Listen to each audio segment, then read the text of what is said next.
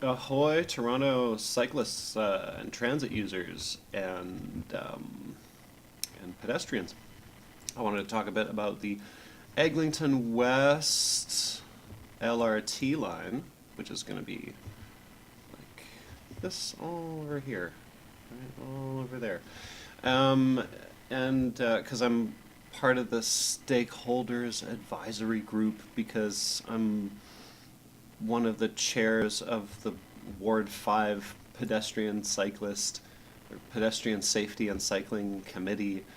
Uh, and so Ward 5, which used to be Wards 11 and 12, is on the eastern end over here of of the proposed, of where the Eglinton West LRT is going to be.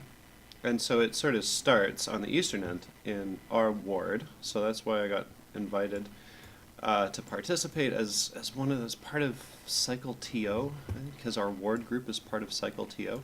So the stakeholder advisory group, I think it was basically put together to debate why the whole thing should be at grade, as in like on the surface instead of up in the sky. So they're talking about, it's like at some point, I think the consultation company that's doing the design was like, we want it to be a surface tram line because they're better, but also because like Eglinton can stand, it can survive some lane reductions because it's got loads of extra capacity. And every time we get to this point with Toronto, where we're like, this road has way too much, it has so much extra capacity, it's just been over designed for drivers. And it's been designed to, everybody else has been designed out, sort of excluded by design, and the intention was never to accommodate as many drivers as are going to be able to use it. It was just to force everybody to drive. So part of the thing is, there's this sort of like this like fake congestion where we got roads that are super wide and intersections that are like the same width, and an intersection can only process a limited amount of cars, and the faster they're going, the fewer cars per minute can get through an intersection. And the more lanes there are, the more complicated it has to be, so that there's actually more waiting. So the more lanes are actually going between the intersections, unless the intersections are like way bigger, and the faster the traffic is going, like ironically, the slower the actual like travel time. So people end up, it's sort of this like, this what's happened over the decades is people are like, okay, we don't want to be congested with these narrow roads, so we'll build wider roads, but then we need to build intersections that have longer crossing times. And it just all kind of feeds back on itself, where you end up excluding everybody who's not driving and not really making driving fast. So anyway, so this is an example where we have a surface tram line, but this is a streetcar route, and um, it's not like the type of trains that we would have, but it's it's what it's what like every transit system everywhere in the world, this is what a normal street looks like anywhere in the world, and it moves lots of drivers really fast, it moves cyclists really fast there, it moves pedestrians well, and it moves the trams or the streetcars super fast. If you want to see something that's like more similar to what they're talking about on Eglinton, then you have to look at the St. Clair line. And the St. Clair line is like, the tram line itself would be sort of similar, but St. Clair is a lot narrower than Eglinton. And I think a lot of the fear that is causing people to want to preserve all the extra driving space on Eglinton, I think is partially caused by the lane reductions along St. Clair, where it's gone down to one lane in each direction. And drivers are frustrated with that, but like, St. Clair is nice now. Like you can actually be on St. Clair without a gas mask and without like noise canceling headphones, and you can actually go shop and do stuff, you know. So it's having one lane in each direction is not so bad if you still have like wide intersections to process that traffic. So reducing lanes between intersections is not such a big deal. Like it doesn't really create that much congestion because it's just drivers stacked up in front of or behind each other instead of next to each other and all stacked up at the intersections. And but it can end up feeling slower, even if it's not, because you're going slower, but you're spending less time waiting at the intersection. So that's another, the St. Clair streetcar line, which it's sort of another example of like a surface route. And then if you want to see an example of like an elevated LRT type of setup, then you can look at where the subway turns into kind of a sky train.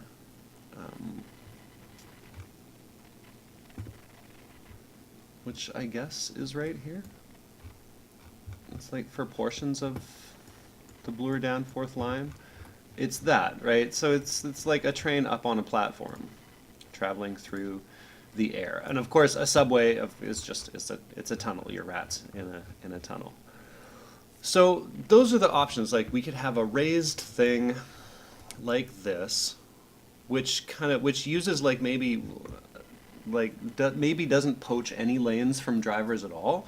So it leaves more room for drivers, but then TTC users have to like go up and down 2 flights of stairs, whether it's above grade or below grade, every time they want to use a vehicle. So it just makes it work sort of less well for quick TTC trips. It works okay for long ones because it's still worth it, but it also just makes it less accessible to like seniors and kids and stuff like that. And it tells everybody TTC users suck and therefore they have to be out of the way, and the drivers are so great and therefore they need to have the road. And so basically the designers, the contractors, are looking at 4 different options, and they really want us to pick option 1, and that's the one they're unabashedly recommending it. They're like, look, this is the right choice. These other choices are bad for these reasons. But since it's such a debate, let's do a working group and see if we can like decide, you know, one way or the other, as a matter of doing our due diligence for consultation. And I think it's like if the public can't convince them to change their position, they're just going to recommend what they're going to recommend, and then it'll go to city council. But so what they want is for it to be a 10-stop surface thing, starting like right here. So the tunnel would end there, and it would like basically emerge and pop out of Eglinton right in this spot here. So it'd be like boosh, and then there's 2 lanes worth of tram in the middle of the road. And then they, I guess, expand this so that it's still 4 driving lanes, and soon the city is going to do like basically 4 narrow driving lanes instead of 5 narrow ones or 4 wide ones, because these are like extra wide lanes. And then here you can see like normal width, you know, narrow lanes. And how much extra space there is for other stuff. Like there's another lane worth of space there, and another lane worth of space here. So that's the space that that would be poached. Is this like this massive strip along here would be poached a little bit, I assume, and some of this and the center lane. And then at the same time, the city is apparently going to run a bike path up the north side of this, like a temporary one, because it's all going to be replaced by the Eglinton West subway thing, or LRT thing. But they're gonna run because it's really quick and easy and cheap to just make a path going here to complete this link because like the you can get all the way to the airport if you start from right here just on this awesome bike path and it rules, and you can get all the way to here, you know, or here really easily on a bike and it rules, but you can't just get that extra, like this this hill is kind of crazy and then all this is like dirt and whatever. So just bridging this tiny little gap here and then getting you to there as a cyclist is pretty much it's such a it's going to make such a big difference that they're going to actually do it apparently. So they're going to run a bike path over here, and then the plan for the crosstown adds a multi-use path on the north side of Eglinton as well as the one that's already on the south side. So there'll be two paths going along this one segment between Jane and this road here. What is that? Emmett? Yeah.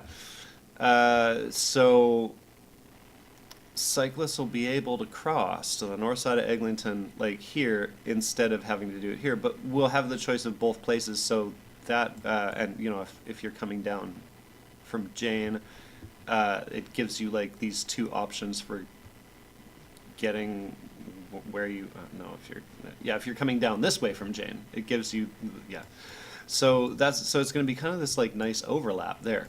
And then the working group over the last 2 years, apparently the sort of faction within the advisory group that that wants an above grade thing, that wants to save all the driving lanes on Eglinton and make TTC users walk up and down stairs every time we get onto vehicles and stuff.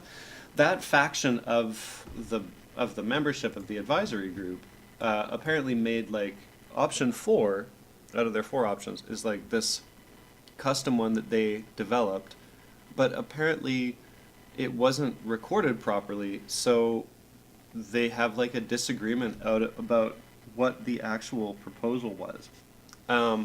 And I think their idea was to have the tunnel come out in the park here instead of, and then run above ground next to Eglinton instead of running in the middle of Eglinton on the surface. And I didn't get like a full idea of what the rest of the differences were or the rest of that idea was. No, I did, but I didn't remember it. But it was basically just get all the TTC users out of the way by inconveniencing the living daylights out of them by making them use elevators, escalators, and stairs, and therefore keep Eglinton wide because we so need all of this space in reserve for drivers, which like the crosstown people don't think is true, and the crosstown people are actually right because it's easy to find. You can always find like some drivers who to claim that there's crazy congestion in any given spot, but none of this is congested at any time. Like there's no rush hour circumstance in the morning or the evening where Eglinton along any of the route becomes actually crushed with congestion, and it self-regulates because obviously there's a million other routes to take around here, but it's also a lot of the traffic on Eglinton is people avoiding this part of the 401 by using Eglinton and then Jane. So anytime the amount of local traffic on Eglinton increases, the number of people using it as a bypass just decreases. So the overall amount of drivers on Eglinton is just whatever it's just always going to be the same because of where they're coming from. So so their point is that reducing Eglinton by 1 or 2 lanes along the whole stretch isn't going to mess with drivers' travel time, and I think they're right because it's not like St. Clair where the intersections are still kind of small and they're going down to 1 lane in each direction.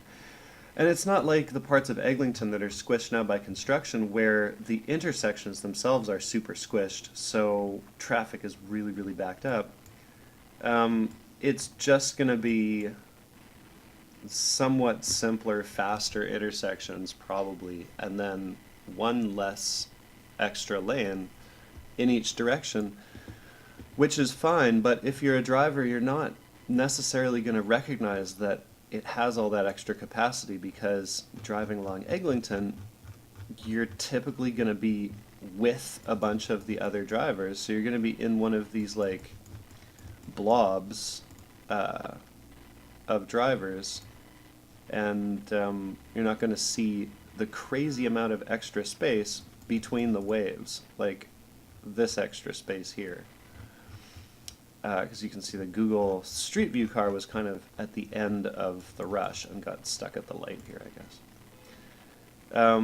But if you actually go to these spots at rush hour, it still looks like this, where you're like, okay, so that's empty, that's half full, and if we go further down, and then, okay, it's like with every picture, half the road is empty, or the whole road is half empty.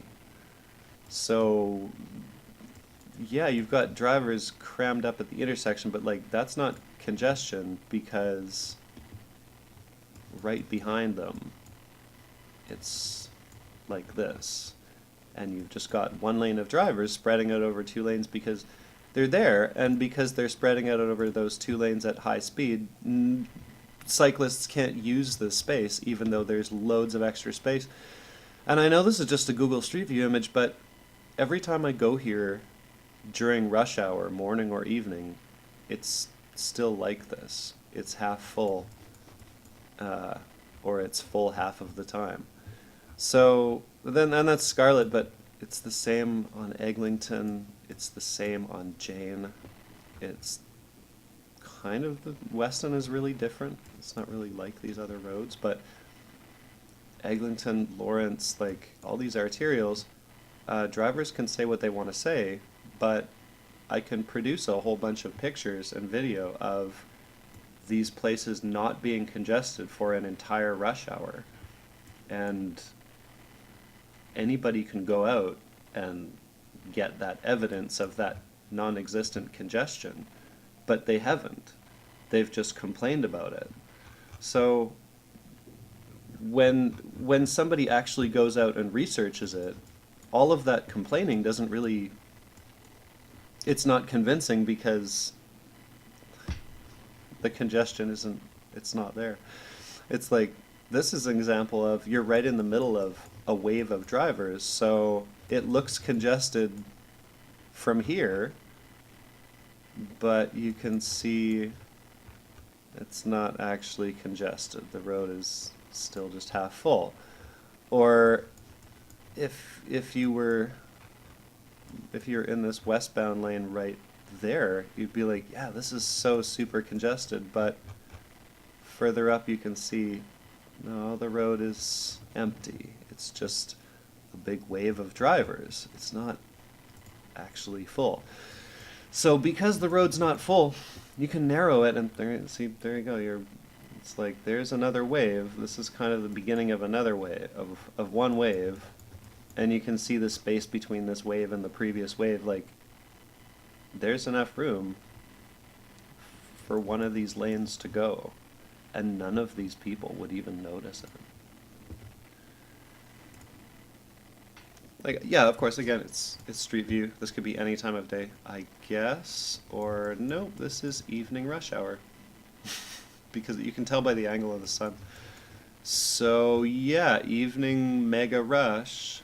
And you could cinch this down to one lane in each direction.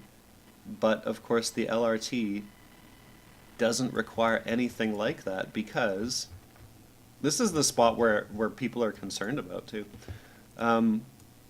Because there's 4 lanes now and there will continue to be 4 lanes. So the concern is, what if we can't make it 7 in this spot? Because clearly we need 7 for half of them to be full at any given time and the other half to be empty, so we can have crazy massive intersections where it takes like 2 minutes to cross it, so the lights take forever to go.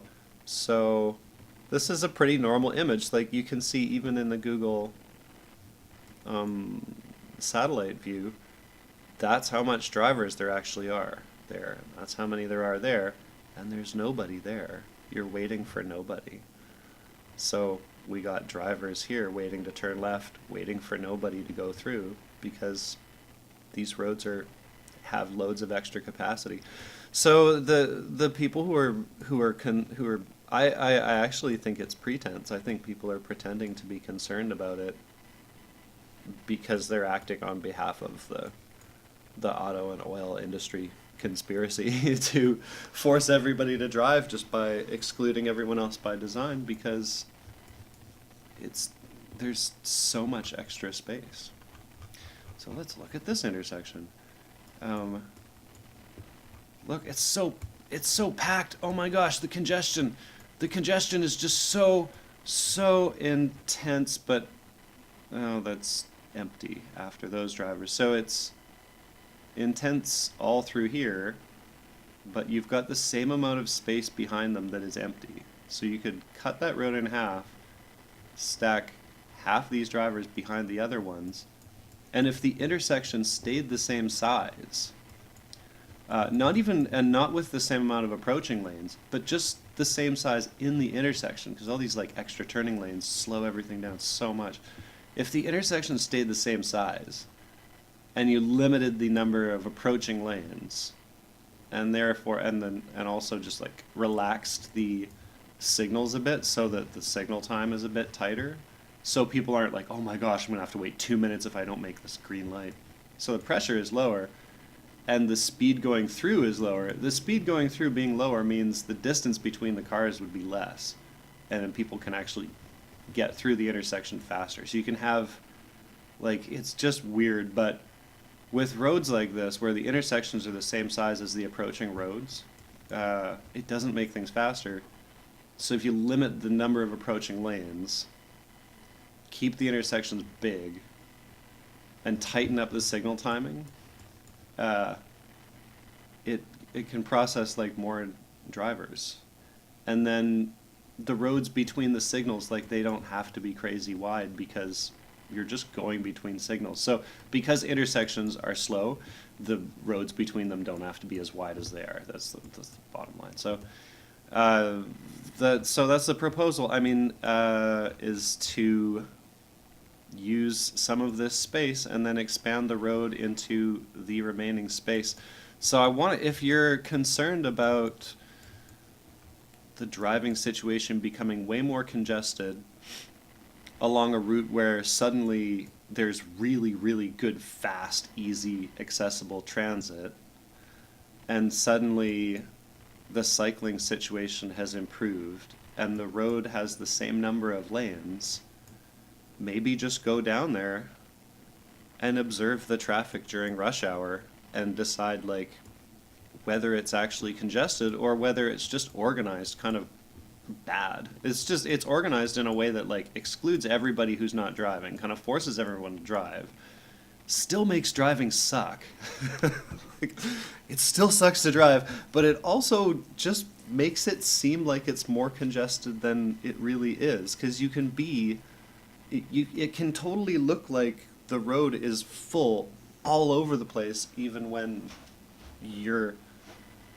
it's just like it's a third full, because you can't see these huge swaths of empty road that nobody can use between the big waves of drivers. But as a cyclist, I notice it because like, there's all these segments of road that arterials where you have to use them. Like, okay, it's winter, so there's no side path there, but I use Scarlet anyway, and because there's only one lane worth of drivers spread out over these 2 lanes, they come in rushes, so there's enough time between the waves that you can just ride in the curb lane here at like 20 to 30 kph. And you just keep doing shoulder checks and pull over when the next wave of drivers comes. But just to give you an example, the average like if I'm going from here to like cyclists have to use Scarlet to do this little segment. So like this segment of Scarlet is kind of like unavoidable to cyclists, and it's part of like the best routes through here, the least hilly, the least overall terrible routes to go to, like basically where the Eglinton is going to go to, because it's all about creating this connection between the downtown and the airport, like the two big employment centers, and then the big residential center in the middle, and the sort of non-driving transportation goes right through where the eastern end of the LRT is going to go, and right through this area where Scarlet is, and where Scarlet sort of allows cyclists to go around a bunch of the hills and stuff. So this is an example of a spot that, you know, cyclists are going to be using in both directions. And when you do, let's say you come to the bottom of here, which is where, you know, where you're likely to enter Scarlet if you're cycling northwest through this neighborhood. Most of the time you have to wait like 30 seconds here till the traffic clears coming from there. And then on the most busy, crazy day ever, you get to here before you have to pull off into there, and then wait for it to clear. And it's like 20 seconds of waiting, maybe. Usually, you can get all the way up to like here before you have to pull off and wait. And often, I'm all the way on the other side of the bridge here before I've got the next wave of drivers coming up on me, because the waves are so far apart, because the road has so much extra capacity, and the intersections could never process drivers fast enough for the roads to feed them in, because the intersections are as wide as the roads. Is that a cyclist? Oh, it's a scooter guy. So, for the most part, that's your tour along Scarlet, and then cyclists just get onto the path here. If the path isn't available, right, like it isn't in this picture, because why keep paths available for cyclists? It's not really a commuting path, it's a recreational trail. Yeah, that's how we get away with not keeping it good in the winter. It's just always so many ways to sabotage cyclists. But like this Scarlet just looks like a mean road that's going to destroy you on a bike, but it's got so much extra capacity. Even if you have to keep going from here, I end up often making it to like there, pulling over, because finally the drivers have caught up from back there. And then I end up I wait for them, they pass, there's nobody behind me, and then I go all the way to Eglinton here, so it's like the cycling is still fine. Theoretically, it could be super, super fast without the drivers even noticing any difference if the curb lane was just a cycle track, because it's got so much extra capacity. And there's no way this intersection is ever going to process drivers fast enough for all these roads to feed them in, as I'm just like repeating myself a billion times. So one of the things that I'm trying to clue them into is the planning people think that this slope here is not a cliff with forest right there. They think it's like a gentle hill or something. So as if we could just like expand this segment and heal up this gap here between. It's like this. It's not even 200 meters. It's like 50 meters. Wow, it's 50 meters here of an extra turning lane for drivers who already have 2 through lanes, one of which gets used. Well, they both get used, but it's like Scarlet has so much extra capacity here. This is normal. This is what it looks like normally. You're like, well, I can't bike through there because they are doing 60. I can't bike through there because somebody's going to come along and walk past. I can't walk next to my friend through here because the drivers don't need any of these lanes, but they have them anyway. And if I could do any of those things, then well, the bike path is right there. So it's just this tiny little thing, but people are always coming up to this spot and thinking, oh, that's the end of the bike lane, and there's going to be this huge trek to get to the next part, but it's right there, and they don't even have a sign. So I'm trying to, like, we as the Ward 5 group we are trying to deal with this spot, even though it's right outside the edge of our ward, because it's so stupid, it's so silly, and people always suggest like, well, we got to expand, that we can't do it because we can't cut the trees there. It's like, we can just cut the lane right here. There is no time, day or night, where all of these lanes are necessary. There's no street view image where they're all full. Nobody has ever captured a picture of like this all being full and all this being full. It's never happened. Okay, it's happened when like crazy construction is going on or something. But like the extra left turn lane so that drivers can do 50 while the other drivers wait to get onto this like very quiet side street.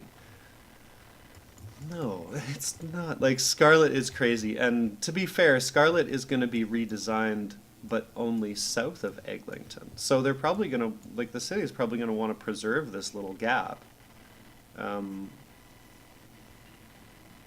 But all it does is retain the extra bus bay, or the extra left turn lane, or both, the extra through lane, or the extra, whatever it is that you want to define as extra, or the extra cement island here. Like, you could have a bike lane just by replacing that island with it and shoving everything else over. This is a mega, mega wide curb lane here, with the excuse of wide curb lanes allow cyclists to share with drivers, which is so hilarious. That's like ultimate state violence. Like, yeah, why don't you share a lane that is extra wide with drivers who universally go faster in wider lanes? But that is the expectation. Literally, in the signage over here on Scarlet, so you can see the city actually pretends to think that this works. So that's how much the city, secretly hates cyclists, and how willing they are to do ridiculous stuff, make sure that we can't use Scarlet by providing us with an extra wide shared lane on a road that's like signed at 50 kph. Like, thanks guys. Yeah, no. So long story short, this side of Scarlet is going to get lane reduced, and they're going to put in bike lanes there because it also, like I already said, is way extra capacity. All these roads are they're total overkill because, like I said, they weren't designed to move drivers. They were designed to force everybody to be drivers by excluding everyone else by design. So that doesn't touch this part though. So I'm trying to get the Eglinton West LRT to take care of this issue, or work with us somehow to deal with it. But what they want, what the Eglinton West LRT designers want, and it's like some third-party company doing the design, what they want is a great design. It's like their idea is really good. They're talking about actually enhancing the green space along the whole corridor. One of the things that they think is that one of the good things about an elevated thing is that in floodplains like this, an elevated, like a SkyTrain, would be better because it won't be in the water. And I really tried to clue them into the fact that that's insane, and that shows that they don't understand how people feel about traveling on transit. TTC users don't like being in subways when it's flooding, and being on a SkyTrain when it's flooding sucks too, because you're just trapped on some vehicle that's hanging on a rail and you've lost power. There's no way down and you're stuck. Rather than compared to that, I would totally, as the water rises, I would totally prefer to just swim till I get to the hill and then walk uphill.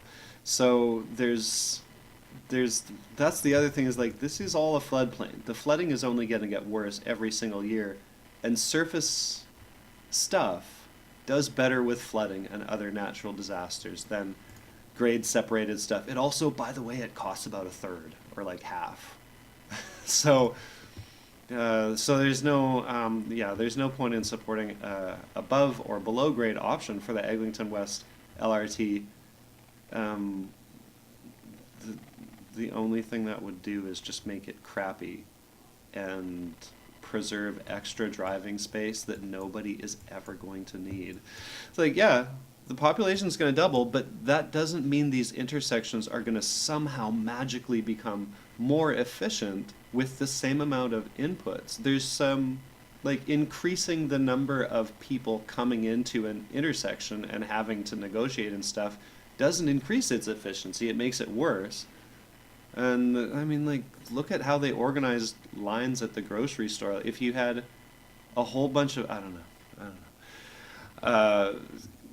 So there's no, like, the capacity of the road segments between the intersections is way more than the capacity of the intersections. So because the intersections are always going to be as bottlenecky as they are now, the extra capacity here is not going to make increased demand more easy to deal with. Extra capacity at the intersections and lower speed and less signalized regulation of the intersections would make them more efficient so you could process more vehicles.